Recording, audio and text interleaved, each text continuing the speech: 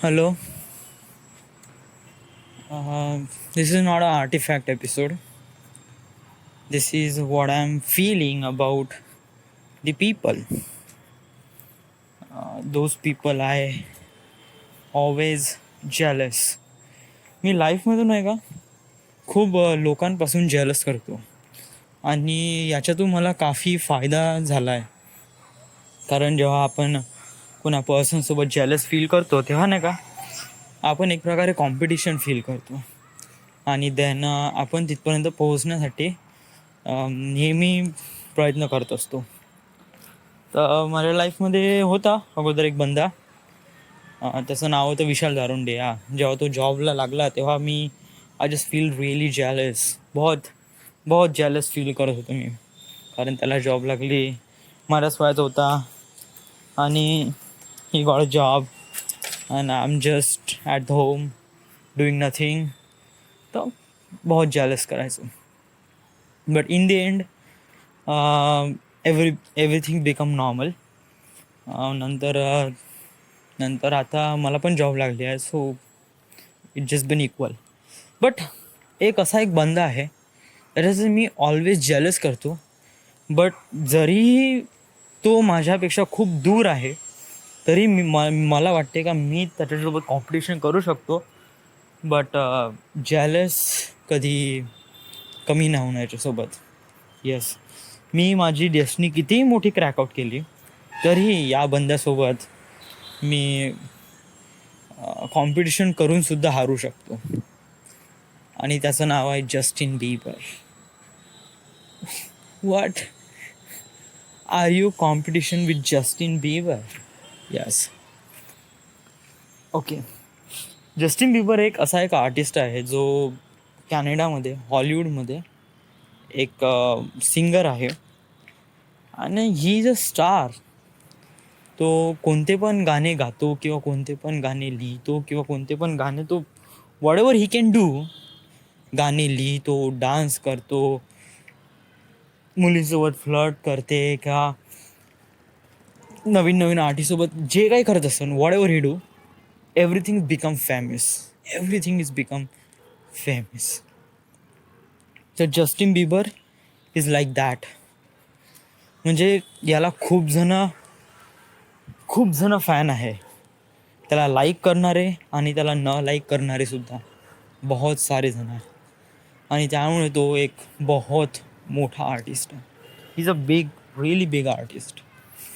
Competition केव्हा सुरू झाली? जेव्हा मी होतो 11th स्टँडर्डमध्ये, 11वीत होतो.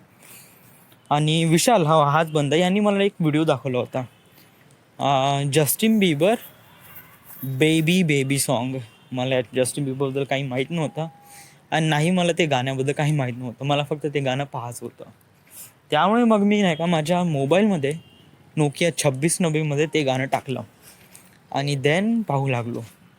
ते गाणं पाहिल्यानंतर असं फील झालं की हा कोण आहे जस्टिन बिबर आणि याच्यासोबत एवढे चांगल्या चांगल्या मुली कशा काय हँगआउट करते.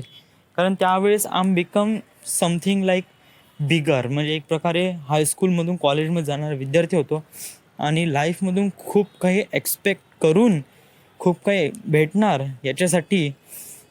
म्हणून मी लाईफच्या समोर गेलो होतो. आणि देन 11वीमध्ये असं काही झालं नाही माझ्यासोबत जे मी ॲक्सेप्ट केलं होतं की I got a girlfriend, I got a really new hangout friends and it will be really amazing will buy life. म्हणजे माझी लाईफ बहुत बेटर राहील.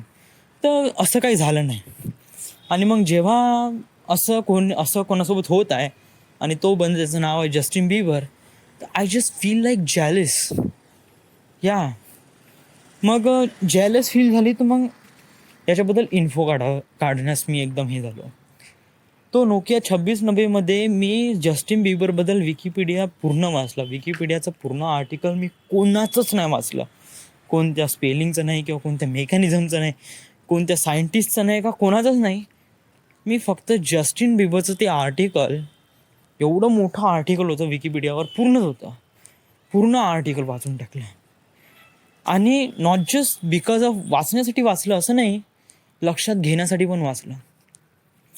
25 मार्च 1994मध्ये, म्हणजे माझ्यापेक्षा एका वर्षाने लहान हा बंदा, यांनी एवढी मोठी डेस्टिनी, एवढे मोठे टार्गेट त्यांनी कसे काय अचीव केले, कसे काय अचीव केले. म्हणजे मला थोडंसं वाटतेच क्युरिओसिटी का how does he get everything. तर लहानपणापासून त्याची गाण्याची खूप जास्त ओढ होती आणि तो लहानपणापासूनच छोट्या छोट्या कॉन्सर्टमध्ये, छोट्या छोट्या याच्यामध्ये पार्टिसिपेट व्हायचा आणि इज बिकम रिअली फेमस. आणि सोबत आई वडील पण त्याचे सपोर्टला होते. वन डे अशर नावाचा एक बंदा आहे जो हॉलिवूडमध्ये एक प्रकारे म्युझिक डिरेक्टर आहे. त्याला हे करतो, इन्स्टॉल नाही यार, प्रमोट करतो गाण्यासाठी. आणि ते गाणं आहे बेबी सॉन्ग. आणि ते गाणं बहुत फेमस झालं, इतकं फेमस झालं की इंडियामध्ये ते माझ्यापर्यंत पोहोचलं. आणि ही is a really famous song, बहुत फेमस झालं. आणि त्याच्यामुळे जस्टिन बिबर एकदम टॉप ऑफ द फ्लोअर, ते गाणं पण सर्व टॉप ऑफ द फ्लोअर गेला आणि तो आर्टिस्टसुद्धा वन ऑफ द फ्लोअर गेला.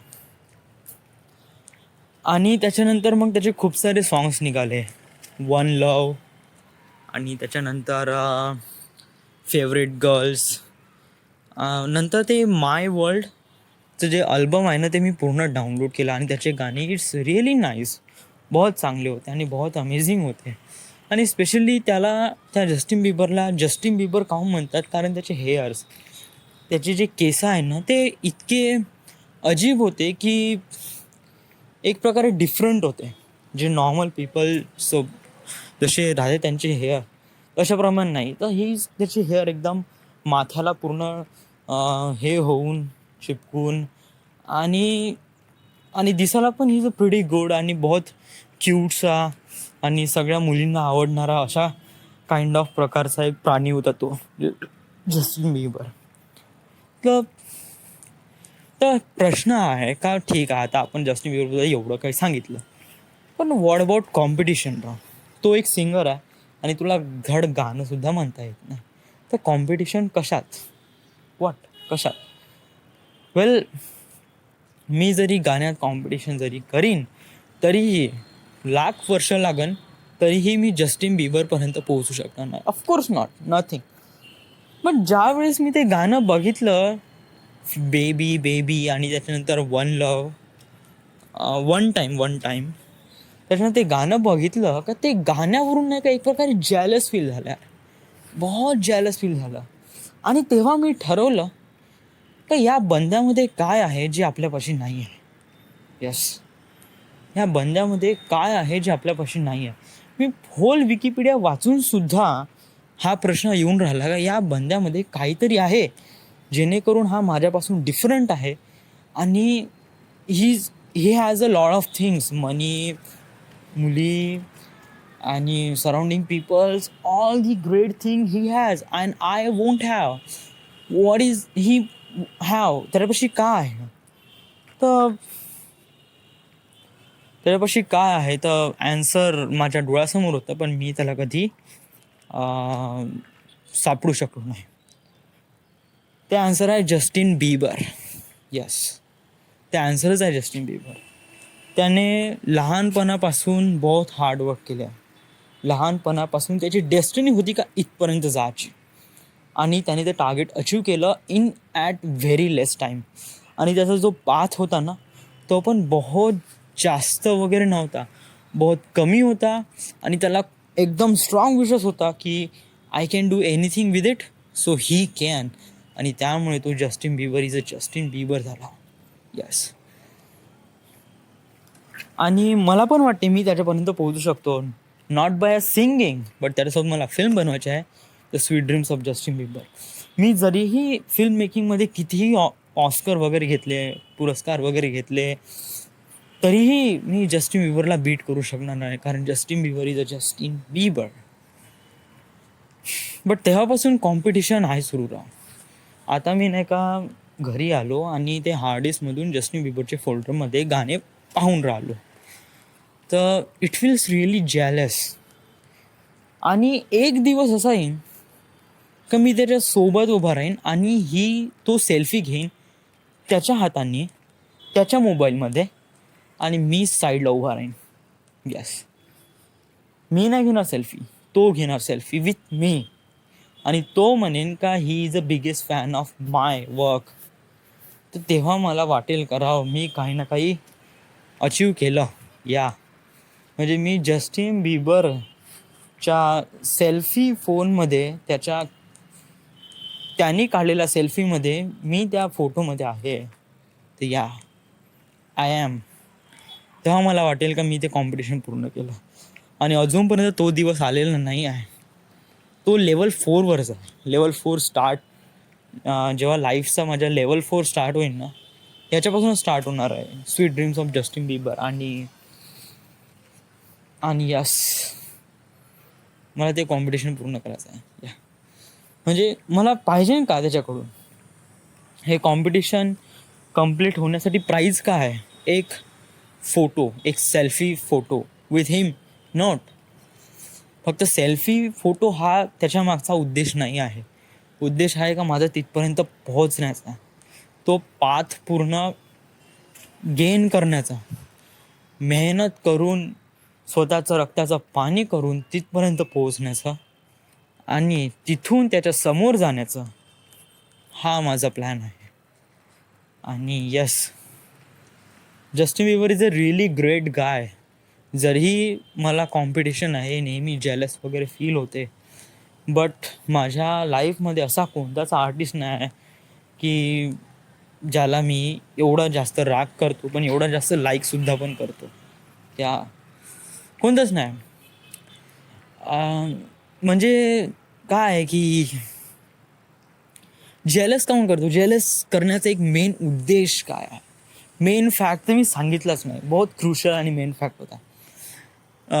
माझ्या घरी पहिले केबल लागायचा आणि त्याच्यावर नाही का एक सिरियल लागायची डिझनीवर, विझर्ड्स ऑफ वेवली प्लेस असं काहीतरी सिरियल होती, डिझनी चॅनल लागायची. आणि त्याच्यामध्ये जी ॲलेक्स रुसो होती ना, she is the one of the kind. दिसायला काय माहोल होती यार, बहुत मस्त दिसायची. आणि मी तिचं तर बहुत फॅन होतो, बट तिच्याबद्दल कधी जाणून नाही घेतला, तिच्याबद्दल कधी मला माहीत नव्हतं राव. आणि मग वन डे ती ॲलेक्स रुसो दिसली मला जस्टिन बिबरसोबत एक फोटो. तेव्हा म्हणलं हिला कुठतरी पाहिला आहे, कोण आहे? हा, ती wizards of Waverly Place Alex Russo. Alex Russo search केलं गुगलवर, then I found his name is Selena Gomez. आणि नंतर तिचे फोटो पाहिले, she is a one of the kind. आणि तेव्हा कळलं राव का त्याचे फायदे. म्हणजे तेव्हा राव म्हणजे त्या बंद्याने, जस्टिन बिबरने सालिना गोमेज सारख्या पोरीला गर्लफ्रेंड बनवलं. तर विचार कर व्हॉट ही इज, कोण आहे तो. He is a really great man. तर या म्हणजे मला वाटते का Justin Bieber is a really awesome. It is it.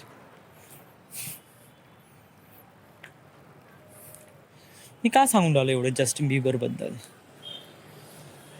म्हणजे नाही, असं सांगायचं काही हे नाही, बट असं वाटते का एक प्रकारे Justin Bieber is Justin Bieber and he is one of its kind and he is a great artist and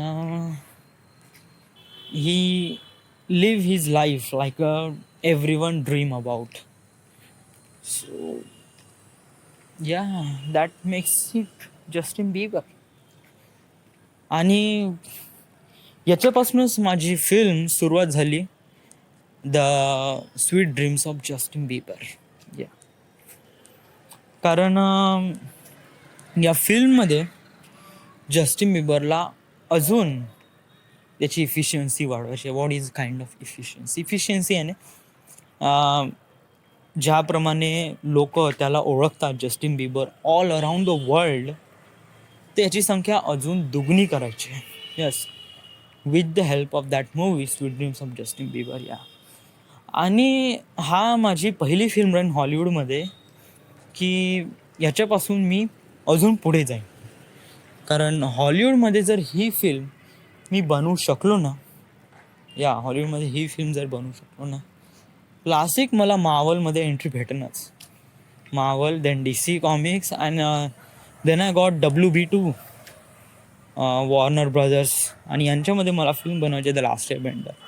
ते एक प्रकारे लेवल 4चा स्टार्ट मला या फिल्मपासून करायचा आहे, स्पेशली या कॅरेक्टरपासून, जस्टिन बिबर. तर तुला काय वाटते, ही फिल्म बहुत अमेझिंग आहे जर तू याच्यामध्ये जस्टिन बिबर घेशील. म्हणजे एक प्रकारे एक आर्टिस्ट घेऊन राहिलो मी, जस्टिन बिबर, तर त्यामुळे मला वाटते ही इज ऑलरेडी फेमस आहे. बट याच्या मागे जे स्टोरी आहे ना, जे फिल्ममध्ये स्टोरी आहे, it's one of its kind and really awesome and romantic movie ever.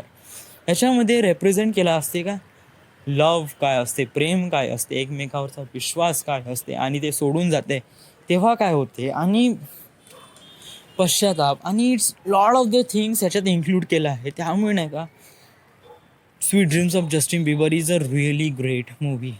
आणि सांगू, या फिल्मची जेव्हा डोक्यात हे विचार आला होता की sweet dreams of Justin Bieber, me actually record पण केला आहे. रात्री करीब 1:30 वाजता झोपून उठलो मी, आणि झोपून उठल्यावर मोबाईलमध्ये रेकॉर्ड केला आहे व्हिडिओ. पण रात्री रेकॉर्ड केला आहे, त्यामुळे काय दिसणार तर नाही, पण त्याच्यामध्ये फुल ऑन रेकॉर्ड झाला आहे. Sweet dreams of Justin Bieber मी फुल सांगितलं गेलं आहे, आणि त्याच्यानंतर मी याला पार्ट बाय पार्ट डिझाईन पण केला आहे. So it is so great movie man. आणि ही माझी लेवल 4ची पहिली मूवी राहील. आता लेवल 2 सुरू आहे. So it is being too long, बहुत दूर आहे. लेवल 3 बॉलिवूड आणि लेवल 4 हॉलिवूड.